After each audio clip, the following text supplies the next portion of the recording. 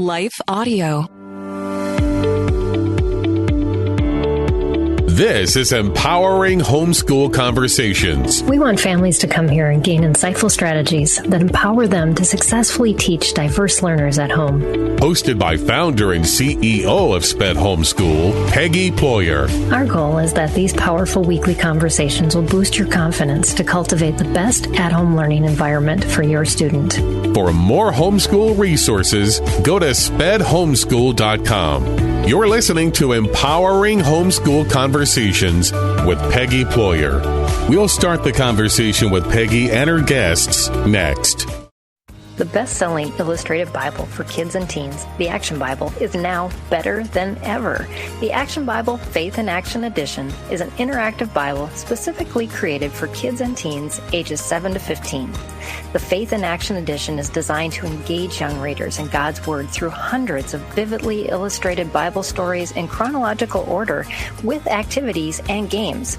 Readers will grow in God's Word by using QR codes, providing free access to over 2,000 devotionals, hundreds of prayers, character stories, teaching videos, maps, timelines, and much more. Additionally, the Action Bible Faith in Action Edition allows readers to explore the major themes of the Bible like courage, faith, hope, love, service, trust, and wisdom. Each theme provides practical advice on how to live out God's Word. The Action Bible Faith in Action Edition is the best interactive Bible you can purchase for your child or teen. Purchase your copy today at Sam's Club, Barnes & Noble, or Amazon. Everyone wants to change the world. Capital Ministries is doing just that, one heart at a time, by creating disciples of Jesus Christ among political leaders in the U.S. and foreign nations. For more than 25 years, founder Ralph Drollinger has written Bible studies specifically for public servants. Study along with us and learn what the Bible says about capitalism, communism, abortion, same-sex marriage, and other contemporary issues. Subscribe and follow us at lifeaudio.com or search Capital Ministries on your favorite podcast platform. This is Empowering Homeschool Conversations, provided by SPED Homeschool, a nonprofit that empowers families to home educate diverse learners. To learn more, visit spedhomeschool.com. Here's Peggy Ployer. Today, we're going to learn about how to incorporate historical and current events into your holiday celebrations with special guest Connor Boyack. We've been talking this whole month about how to incorporate various things into the holiday season, because a lot of times our holidays get incorporated with a lot of stuff that we don't intentionally put into them, and we want to be more intentional this holiday season. And so I'm excited for you to talk with us about incorporating maybe some historical current events and making those teachable moments within the holiday season. So thanks for being with us. Yeah, I'm excited. It's a good and relevant topic. Yes, yeah. And you're the perfect person for this. So I would love for you just to introduce yourself a bit to our audience, let them know who you are and why you're so passionate about just freedom. And I know I've read a lot about you. I've heard lots of people say, my husband wishes he was here with me interviewing you. Well, tell him I say hello, and I'm happy to be here. I'm what I like to call a full-time freedom fighter. I have the great honor and privilege of spending all my waking energy that isn't dedicated to my family fighting for more freedom. I founded a nonprofit a decade ago called Libertas Institute. Fun little fact, the Statue of Liberty, her name is Libertas. It's the Roman goddess of liberty. So if you're ever at a party and you want to look impressive, you can quiz people on whether they know the name of the Statue of Liberty. So Libertas Institute, we're a think tank, so we change laws. We partner with elected officials and support them, provide them with resources and research and talking points and media and all kinds of things to build the case for changing laws that trying to repeal laws that stand in the way of entrepreneurs and families. And so that's kind of my day job. Along with that, I've written, I think, 37 books, most known for the Tuttle Twins children's books, which have sold millions of copies. Now it's a cartoon. I'm wearing one of our merch sweatshirts from the cartoon. So, we do a cartoon and a podcast, and we have a game and books and curriculum, and really just trying to create a lot of resources through the Tuttle Twins Project that empower families to have deep, meaningful conversations about ideas that matter. I don't think our country is going to be saved in the courtroom or at the Capitol. I think it's saved around the dinner tables across the country as we talk as families about these ideas and empower our kids to better engage in the world they're becoming a part of.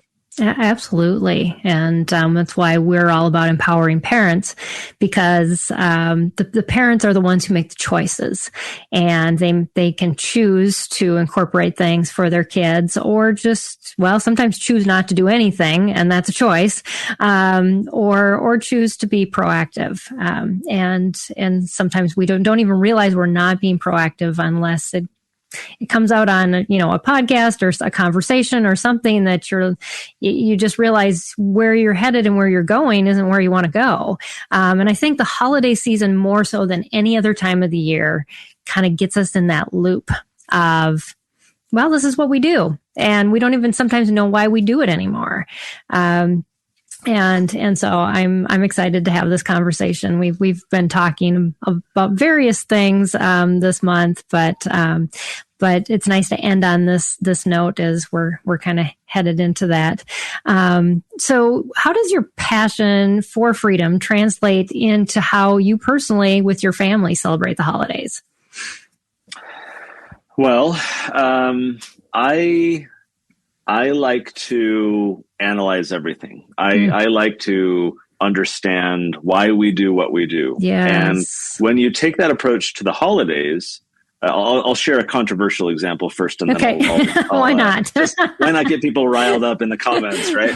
So as an example, before we go back to the holiday aspect of this, I do not pledge allegiance to the flag.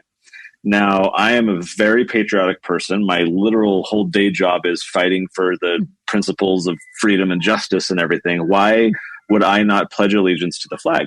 Well, years ago, when I began to question why do we do this, where we have these young kids repeat this thing that they don't understand, and what's the history of it?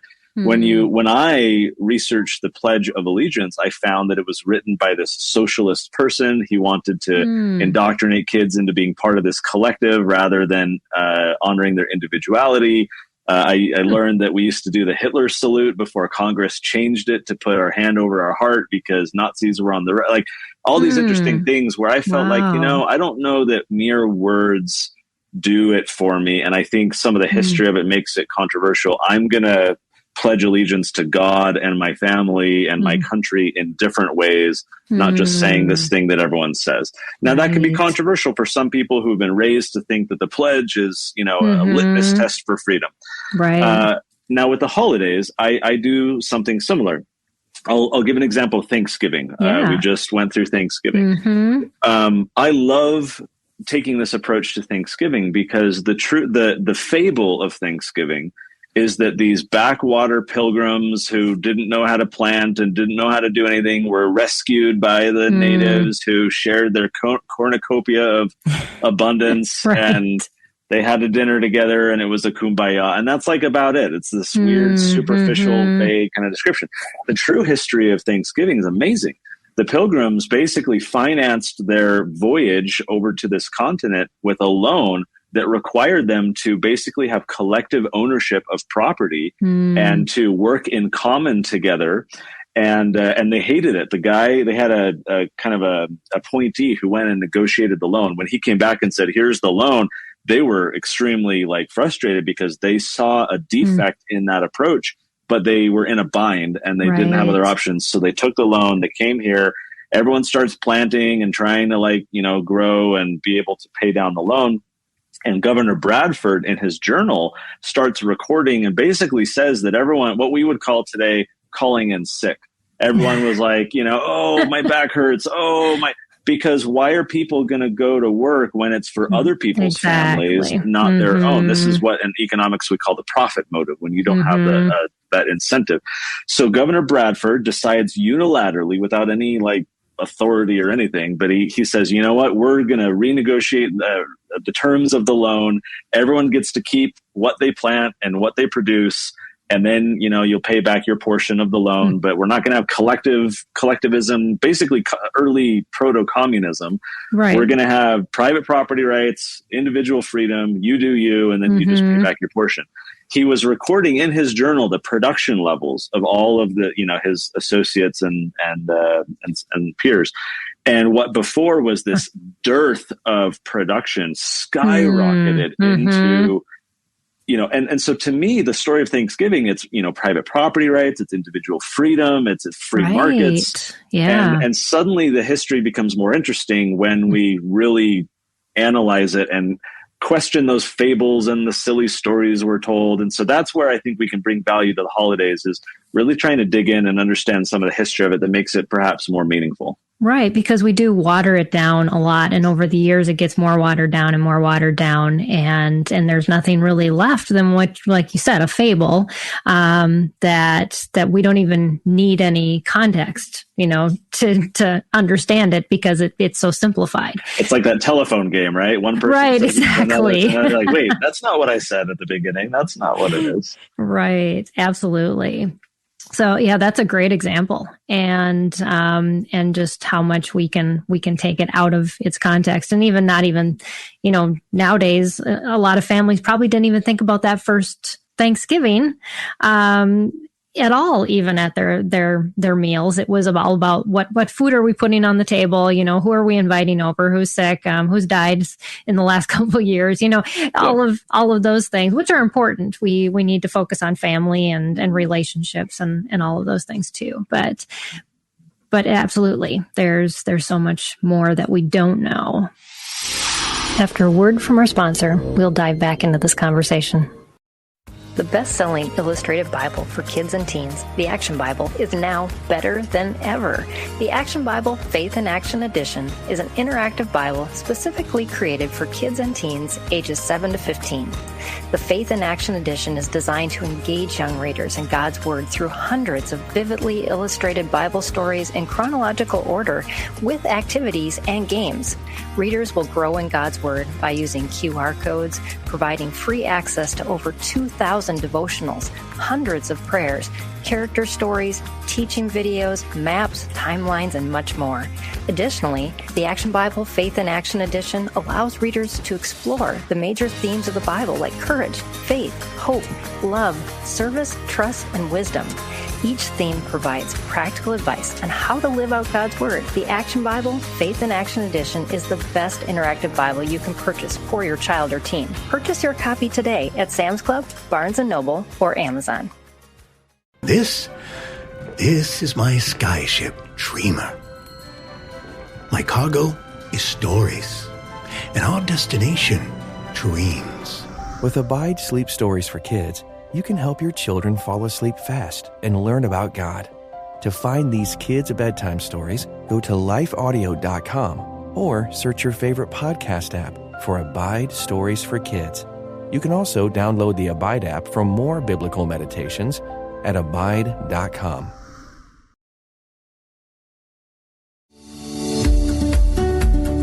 This is Empowering Homeschool Conversations, provided by SPED Homeschool. Go to spedhomeschool.com to get resources and support for teaching your unique learner at home. So that's Thanksgiving. Do you have a great story for Christmas? Christmas, I'll take Christmas with a different spin. I think freedom more broadly for me, and it encompasses a whole lot of issues. The quest for truth, the pursuit of truth, and how I reflect that in my parenting. Have I been raised culturally in a certain way that maybe is in conflict without me really thinking about it with these values where I want to raise my children in truth? And so when my kids were very young and I was really thinking a lot about this, I realized that I never want to lie to my kids, or I made that decision. And I realized that many of our holidays encourage us to do exactly that, Christmas specifically. So our kids grew up never being taught that Santa is a thing and some random person is giving them gifts. I wanted them to connect, with their parents and and relatives to say, we are the ones giving you gifts because we love you. This is coming from us. We're providing for you. And so, of course, that's a little delicate because everyone loves the myth, and you don't want your kid to be that kid where they, tell their peers like Santa isn't real. And so having to balance telling my kids the truth while also cautioning them not to go shout it from the rooftops. Right. That compassion that goes in with that. Right. So to me, like, then I can connect in Christmas more with my kids by not having an elf on the shelf and to have that be the disciplinarian, or not having Santa, but really to say, certainly there's the religious aspect to this for our family, but even just from a broader perspective, I think that with Christmas has really allowed our family to focus more on ourselves and one another as a family. Which I think, strengthens relationships and really helps us. And so certainly there's various other things. There's the story from World War I where, they came out of the trenches and played, sports together and exchanged things. So there's little Christmas adjacent stories like that we can read about and share. Another one top of mind is we call it the 4th of July. Like, we don't call Christmas the 25th of December, right? Why do we call Independence Day? Because I think words matter. And so when it's watered down to the 4th of July, we're going one step further removed from the substance of the holiday. I think it's important, for example, during the Independence Day holiday to read the Declaration of Independence. That holiday becomes more meaningful when we take a moment to say, why do we do this? Why are we barbecuing, lighting fireworks? It's like, maybe when we read the Declaration of Independence together and the list of grievances for which the founding fathers felt justified and basically seceding from Great Britain, maybe we compare that to our own day and say, are the grievances we have today about our government better or worse? Or, that's interesting. That's educational for kids. It creates more significance behind the holidays. Yeah. And being willing to die for it. I love your example that you specifically said, this is I'm going to tell my kids the truth. Are we willing to stand on that? Are we willing not to compromise on those things? And to list them out, to write them down, to agree to move forward, no matter what the cost is for that. Because a lot of these things that we talk about, they're costful, especially in the environment that we live in, because a lot of times it draws lines. And of course, we won't live in a wishy-washy society that doesn't want any lines, or they want you to be on their side of the line and not your side of the line. Right. So how have you, I guess, what, maybe a better question, what would you recommend to parents who say, I know I need to draw some lines, or I need to even maybe move back before that, and I need to figure out what my truths are. Do you have any advice for them? Well, I have had a variety of coaches and others that I really try and invest in myself and do mentorships and masterminds and coaches. And the first time I had a coach, in the first meeting, I sat down with him and he said, "What do you want?" And I was like, "Well, what do you mean?" He said, what do you want? What are you seeking? What are your goals? What are you really striving for? I was like, I haven't really written that down. And I'd always tried the New Year's goals in the past, and January 10th comes along and I've already forgotten them. And so I've really, through this whole process, become a believer that intentionality is key. If we sit down as parents and we say, what do we want from for our kids? I want my kids to be entrepreneurial. I want my kids to think critically. I want my kids to be service-minded. Like talk, with your spouse about that and evaluate, let's say, the top 5 things that you want for your child. Well, what I often will say to that is most of those values are not being encouraged by the government school system, which is why homeschooling is so great. And so if you're enrolling your kids in an institution that not only is not supporting you in those goals, but is often working counter to them, maybe you should reconsider. But this is a homeschooling podcast, so we don't need to... we have a lot of people that aren't homeschoolers listening in. So. All right. Okay. So you come up with your 5 values, right? And more or less, whatever. But you pick 5 and you say, this is what I'm after with my kids. Then you need to say, all right, now that I know what type of children I want to raise, am I homeschooling them, or are they in the right, educational environment to cultivate that? Are we as a family, are we as parents supporting them in that? If I want my kids to think critically, for example, do we discuss the current events in the news around the dinner table? Do I have them enrolled in a debate league? Do I have them reading, the Tuttle Twins and the Guide to Logical Fallacies to, yes. Love that book. So are we doing the things that are leading us towards our goals? Are we being intentional enough that we've taken the time to clarify what we want? Yeah. Like my coach asked me, and then analyzing ourselves and our family situation to say, are we structured the right way? Are we focused on the right things? Only by orienting ourselves in a direction, say, I know where north is, and I'm gonna my path there is gonna be a lot of this, pivoting back and forth to get there. But I have the direction fixed and a compass to guide me. I don't know that a lot of us as parents do that. We tend to be far more reactive than proactive. Yes. We go along with what we were raised to do and what society expects, and we let our kids be influenced by textbooks and teachers and TikTok and everything else, and we're not really honed in the right way. I think intentionality is key. Final thing I'll mention here. I have a new book coming out in a few weeks for parents called Children of the Collective. Glenn Beck did the foreword for this one, and it's all about how collectivists throughout history have always gone after the kids. Why do all the dictators, all the thugs always try and go after the rising generation? And then we talk about how it's happening today and how parents can shield their kids from that trend. In the end of the book, I share a story about the Hungarian Revolution when the Soviets were just, having all their oppression. And there's this family that fled Hungary to go to Austria, the Hadjoks. And they had two kids. The girl, I believe, was 13 years old. And when they fled to the country next to them, she was sharing, there were some people interviewing them and talking to them. And this 13-year-old girl was boldly saying, like, we're free of the Soviets now. And I would never believe the garbage that my teachers were telling me. It was all indoctrination. And this is bold girl just kind of like speaking these things. And the interviewer was like, turned to the mom and said, how is your daughter like this? Why didn't she get swept up in all the propaganda and everything like most of the other kids were in these schools and in this environment? Mrs. Hadjog said, every night after the lights were out and the town was quiet, we would all go down into the cellar. I mean, because they were worried about spies and snitches and everything else, right? She says we would go down into the cellar, and her quote was, we would wash their brains of all the filth that was filled into them that day. This daily action of, okay, what did they tell you in school?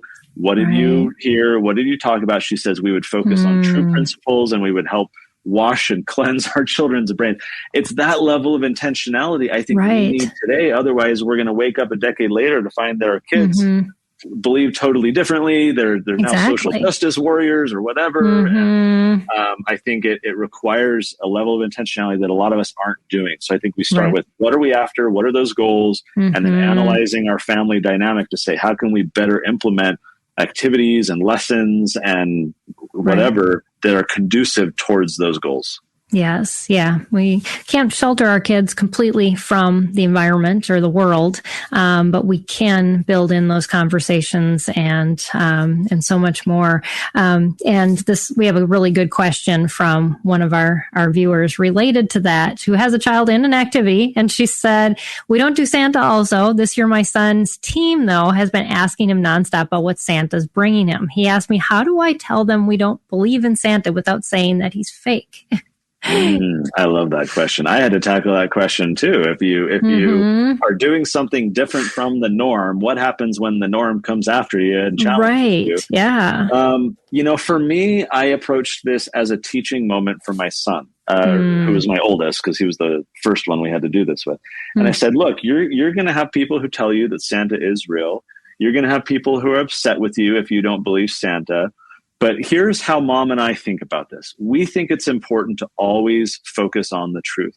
And we think it's important to defend the truth, because there's a lot of people in the world who don't believe the truth and who argue against it. And, you know, and you're going to see this throughout your whole life. So here's a simple example where it's happening to you, but we want you to know that this is just the beginning. And this is just a little taste of what we want you to think about through your life as you get older, whether it's economic truths or political truths or historical truths or religious truths or whatever. Your life is going to be one where we want you to learn what truth is and understand it well enough where you can stand up for it.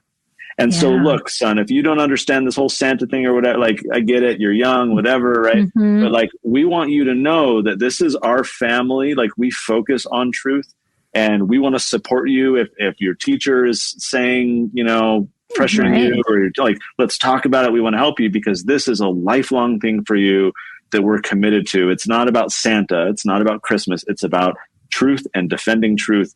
And so putting it in that context, even at his young age, when we had to really simplify it, I think it was helpful to establish a foundation of, like, this is what we're all about. And people are always going to attack us for what we believe or criticize what we stand for. But we wear that with pride, in a sense. Right. You give them a firm foundation to come from, and instead of just saying, well, you know, let's skirt around it this way or that way. And you can only skirt so long. And eventually you have to know why you're doing what you're doing. And your kids have to too. Because we've been seeing, I know I graduated my kids out of my homeschool all recently in the last 5 years. And unfortunately, we've seen a whole bunch of similar aged kids. You know, they go to college and they don't know what they believe. And, they just fall away. It doesn't mean that we are going to do a perfect job as parents, that all of our kids are going to turn out perfect just because we homeschool, but them knowing why they have that truth, and knowing, you know, because we've had those discussions and we built that foundation is so important. Yeah. So, yeah. She said he's been avoiding it by going to the bathroom. That's one thing to do. Good strategy. Yes. Conflict avoidance.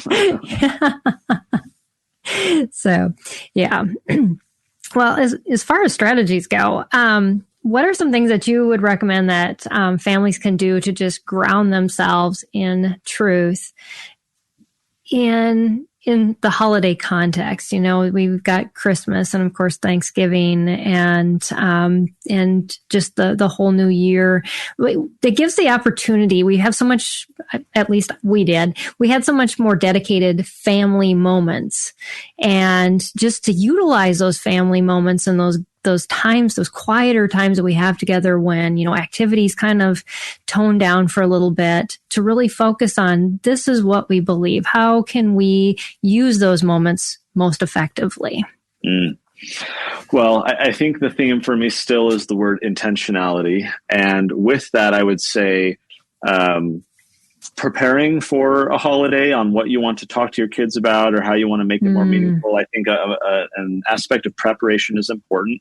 I think research is also key. From our Tuttle Twins community, a lot of the parents who, I would say the majority of parents who get the books themselves do not feel very well informed on the ideas our books teach their kids about, whether it's entrepreneurship or economics or, you know, civics or whatever. And so the parents feel like, well, I don't know. So how could I talk to my kid? That's frankly one of the value propositions behind our books, is like, hey, mom or dad, you don't need to know. You can just read this together with your kids and you'll both learn. But with the holidays, I think because of that ignorance that a lot of us have about history and so forth, the preparation we need to bring to make the holiday more meaningful requires us to do a little bit of research. So as a little tip, one thing that I like to do is I'll Google things like real story behind blank. So the real story behind Thanksgiving, for example, or, you know, the true history of blank, right? And just see what people have written about this before, or podcasts or YouTube videos. And so I like to do that. Another thing I think that could be good is similar searching for things like how to make blank more meaningful. So how to make Christmas more meaningful for your kids, or how to, engage kids. And look, there's mommy bloggers and YouTubers and influencers all over the internet who have thought up all this content for you. It really is exactly. You deciding to be intentional enough to spend the time to do a little bit of research, find something. The final thing maybe I'll say about intentionality is I find that when I just spring something on my kids during a holiday, for example, hey kids, I want to sit down and talk to you about the real meaning of Thanksgiving. My husband does the same thing, and same reaction. right. So I think, again, preparing the kids, setting expectations is what I'm getting at. So maybe it's the day before, the week before, hey guys, Thanksgiving's coming up. I just want you to know I'm planning an activity, or I just have like a 15-minute thing I want to share, this video I want to watch with you guys. Yeah. So let's just make sure we find time during the day to do. Oh yeah, okay, Dad. But if you set expectations ahead of time, it's a softer landing to introduce that stuff rather than just springing it on them. Right. Because they have in their minds, this is what happens on this day. And, or, they've got their own plans. I remember my kids, thinking, I've got a day off, and they already had a list of things that they wanted to do on that day. And here we spring something on them, and it does not go well. That's where I like the flexibility of homeschooling, because for me, the true virtue of homeschooling, in fact, I hate the term. I've never liked the term homeschooling, because I think schooling creates a far too narrow context for what it really is. It's home-centered learning, and really it's just learning through life. I tend to gravitate more towards the unschooling style than the very structured curriculum and basically replicating school in the home, which is where we get the term homeschool, I think, from. Right. And so I think learning through life is key. Why? Because it's what we as adults do. The whole, the weirdest thing to me about the past few decades is we've concocted this completely artificial educational process for children to require them to learn in ways that we as adults don't learn. Right. And so why not allow them, as was done for centuries and millennia, to basically learn through life along with us, and then later through apprenticeships and so forth. And so what I love about this holiday approach is it treats homeschooling like it ought to be, which is just, hey, true. It's, Easter. Okay, great. What can we learn about that? Let's watch a video about it. Let's go on a field trip to whatever. And extracting from these holidays and events in our life educational benefit that can enrich those moments and deepen our children's understanding. That's, in my mind, what homeschooling is ultimately about, which means that whether it's a holiday or any event or circumstance in life, it's always that intentional question of, how can I help my kids learn something or experience something here that will make them better people and better prepare them for the future? And holidays present plenty of opportunities to do exactly that.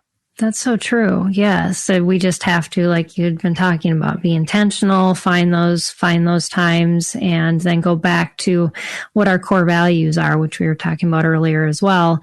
And I think putting that maybe in a place that you see it often, because we can get so back, we get in those ruts, and it can be, this is how we do school. But to create that new pattern of, this is how we're going to be intentional and create new patterns. It's a lot of work, and but you've got extra time, and you've put aside those books, hopefully, for the holiday season, and try something new. I mean, that's why we've been talking about this month doing unit studies, because it's that time where you can just do things a little bit more leisurely and interactive with your kids, and not feel as guilty, I guess, about it, which we shouldn't. Like you said, is because kids do learn better in those environments. And I think regular check-ins is also an important part of this too, because it's easy to set the New Year's resolution or set the goal or set the intention, but then you get sucked into daily life and you forget. Right. And so, with my wife and I, we have monthly check-ins now, where we have calendar time where it's like, hey, we're going to, part of it is our own relationship and planning date nights and everything else. Right. But then it's also with the kids, and it's like, hey, how is this going? Do we need to reorient anything? How are we doing here with our kids and their teachers? We have structured times. We have our kids, we homeschooled them for a decade. We now have them in a private school called an Acton Academy. And so having those structured times where we're sitting down with each child and their teacher, They don't call them teachers, they're called guides, but where we can sit down and evaluate, how's it going? Where are we trying to go? What were the goals? How can we support you? So having those regular check-ins, I think, is extremely important if we want to always, again, like, we know where north is, but you know, if you're off by, like, it's that whole analogy, if you're a pilot, right? If you're off by like a degree for every mile you travel, you're like way far away. So you're always having to like reorient the direction you're going. And if we're not structuring in that reorientation, we're going to get adrift from where we were and then ultimately abandon the destination because we're too far off. Let's make sure we're reorienting so that where we said we want to go, we're actually going to get to. Yes, that's a great point. Those check-ins, and what a great time to be starting that as we approach the new year, and have that as a goal, not a not a resolution, but something that you strive to do and already put it in the calendar so it happens.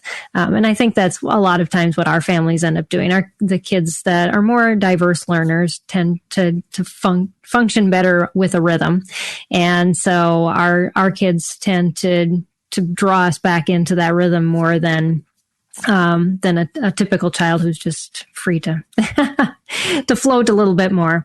And I know rhythms are important in family structures. Do you have anything to say about that as far as, you know, creating that rhythm other than those monthly check-ins, just intentional like cycles of time, days, weeks? I know it's a little bit off topic, but you seem like the perfect person to talk about that. It's, I think part of it is the expectations, where we're also talking to our kids about what we expect of them. They'll gripe that like, oh, my friends don't have to do this, and I'll say, that's fine. But, you know, look around at society and how, you know, things are so dumbed down. We don't want you to be like everyone else. We want our family culture, again, that intentionality of saying, what are we striving for? What do we stand for? You know, and our family culture is this. So we have these expectations and we want to help support you. We're not here to be taskmasters and, you know, just force this stuff on you. So setting the expectations up front, I think getting our kids into goal setting. I think incentives are important. We never do an allowance ourselves. I don't think personally that children should be rewarded for pulling their weight in the family household.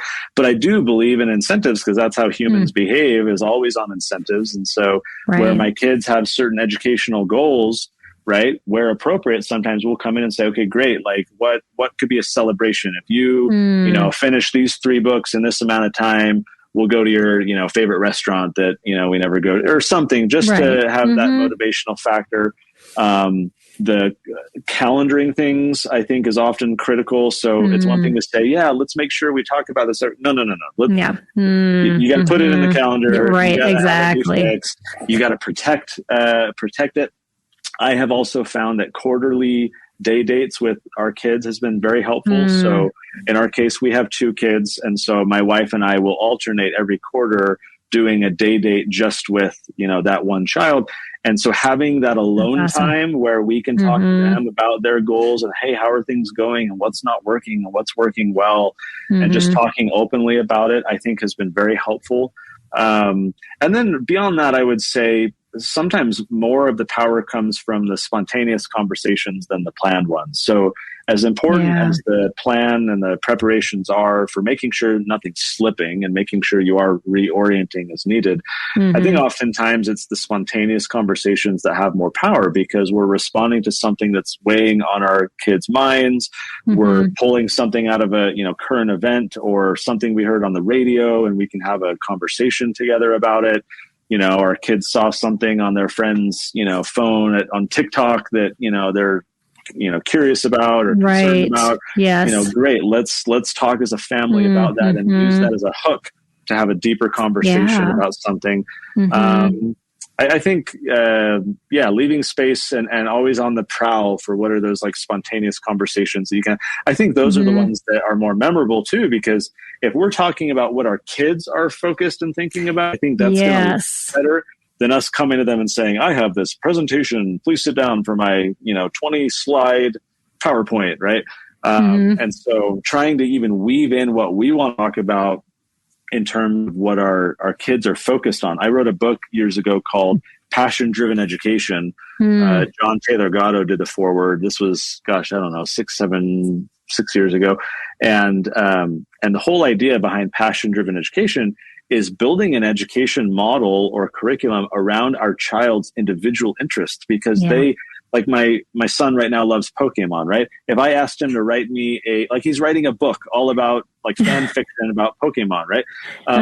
Or if I take algebra and instead of X and Y as like these abstract variables, if I just replace them with like the acronym for that Pokemon or the first letter, he's suddenly more interested just because we're counting Pokemon rather than counting random numbers. Or if I want to say, hey, let's watch this YouTube video about, this interview with the animators behind the Pokemon cartoon, where they show suddenly he's learning about illustration and business and all these things. And so paying attention to what our kids' interests are, what they're curious about, what they're focused on, and then building and supporting kind of an education around that, they are going to far more deeply retain that information and then apply it, because they understand innately why it matters. It matters to them because it's helping them understand more about what they're already curious about, rather than me showing up with a textbook and saying, today we're going to learn American history, right? Exactly. Whatever the topic is. So that's passion-driven education. And I think just even broadly, the philosophy really is just, we got to be in tune to what our kids are thinking about and wondering about and interested in. And then let's respond to that, because then it's going to stick better. Yeah, absolutely. And that's something we talk about a lot on the show, because our kids, sometimes you can't get them to do anything unless you hone into that one thing. And my kids were the exact same way. A lot of them are. Yes. So Heather was commented, she said from Thanksgiving till New Year's, they focus on studying international studies at Christmas around the world. And we did the same thing. My kids were interested in Japan. And so we went off that interest and we went off around the world and went, okay, so what are they doing in Japan for Christmas? And then you have so many good conversations, not only about culture and those things, but it's also in their area of interest. So they're more likely to dive into it. And then you can build in some of that holiday, what's spring in their holiday? Are they Christian, or are they just celebrating Christmas because the U.S. does it? You have a lot of good conversations about that as well. I agree that those conversations emerge from that. What also emerges from that is what I call kind of the rabbit hole effect, right? You go down the rabbit hole with these ideas. So it's like, let's run with Japan for a minute, right? If I do that with my son, and because he's curious about Japan, because he's really big into Pokemon and anime. And so he wants to learn. So it's like, okay, let's learn about Japan. Okay, suddenly we're learning about, the Imperial Japanese a century ago. Then we're learning about samurais. Then we're learning about kamikaze fighters, which pulls me into Pearl Harbor, which, pulls me, and like, this is how we as adults learn, right? We're on Wikipedia, like clicking around all these articles, or on YouTube, going from one video and we go, where next. did we start? And who cares where you started? Because you're learning a ton and it matters to you and it's engaging your curiosity. And so what's amazing about what I think Heather was her name and what you're sharing here is, like, to me, that's authentic learning. It's just, branching off into like, hey, this was interesting to me. Now I want to go down this path. Now I want to go down here. And I think that's the ideal opportunity with homeschooling, is to provide the freedom and flexibility to allow for that rabbit hole effect to happen. The opposite in the schools, right? It's this regimented approach where I think it inhibits deep learning, because it's like, okay, 45 minutes, the bell goes off, on to the next subject. And we're training kids to just have this superficial level treatment of this information, sapping their mental energy, so they can't really, they don't have the innate desire to go deeply on a particular topic, because they've just been bombarded with all these like superficial increments of knowledge. To me, homeschooling allows children to authentically learn. Let them go, watch a YouTube video for an hour and a half if it's all about the aerodynamics of, the latest space shuttle. And I mean, because you can't like count now how many people are in professions that have to do with things that they learned through this rabbit hole effect, because they just, one thing led to another, and then suddenly, wow, I'm really interested in this and I've got a knack for it. And if we don't allow our kids to experiment and experience learning that way, maybe we're depriving them of these cool, random, professions or pursuits or business opportunities or whatever that would come in their life. Yeah, that was the case with my oldest. He went to college to be a biomedical engineer, but his hobby was 3D printing.